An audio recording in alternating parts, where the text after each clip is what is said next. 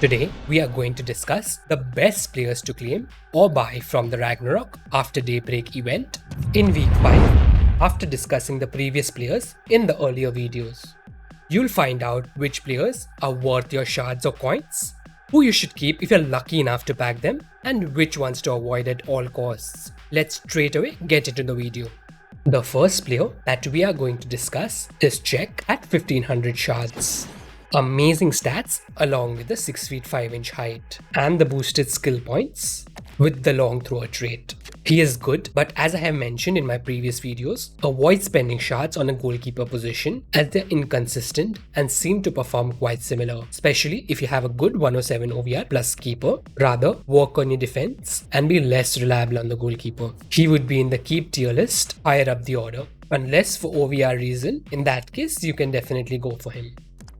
The next player that we are going to discuss is Capdevila at 1250 shards. Good pace and decent defending with boosted skills but low physicality, which affects his ability to win the ball in game, with a high attack and a high defense work rate, which keeps him off position at times if you're looking for a defensive left back. His 4.5-star stamina lasts throughout the game, but he has a 3-star skill move and a 3-star weak foot, which isn't ideal as he tends to miss shots in the attack. If you require left back, you can go for Marcelo from Grassroots if you can manage to collect the shards, but it would be tough. He would be in the keep tier list lower down the order. The next player is Skyedo at 1000 shards.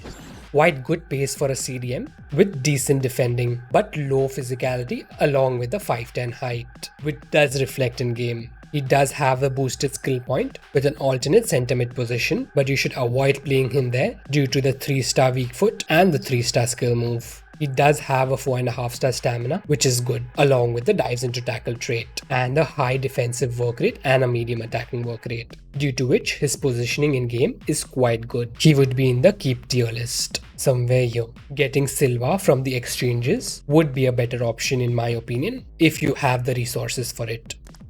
Don't forget to like the video, subscribe if you're interested in more FC Mobile related content. Yeah, boy. The next player is Nico Williams at 1500 shards. His card was long awaited, and rightly so. He has an unstoppable pace with excellent dribbling along with good passing and shooting, which is further enhanced by the 5-star weak foot. He too has the boosted skill points with LM as his alternate position. He does have the good stamina, but for attackers, it's better to substitute in the later part of the second half. Having a 4-star skill move, his pace is further enhanced when used the step over skill. Having useful traits like the finesse shot, flare, and the outside foot shot trait with a high attack and a medium defense work rate. Look at the agility of the card along with ball control, which is completely reflective in game and makes him outstanding at dribbling. He would definitely be in the buy tier list, really high up the order. Who is better between him and best? I will let y'all know later in the video if y'all have a choice to make between both the events. The next player is Gulag at 800 shards. His dribbling is decent in game, but a 3-star weak foot for a cam position is not ideal at all, due to which he misses his shots, and there are much better options like Charlton in Mighty Winders and Cherky in Daybreak. He would be in the avoid tier list, lower down the order. Even if you pack him, you should avoid wasting your Mascherano's on him. The next player is Frim Pong at 1000 shards. Excellent pace, but is very aggressive and attacking. Only consider him if that suits your playstyle. Most would like to have a more defensive fullback having the opposite work rate, due to which he's often off position. His defending is also pretty average in game. If you pack him, you can consider to keep him, but only if you can manually pull him back, and for OVR along with saving shards, as fullbacks are on the higher side, but expect him to run forward.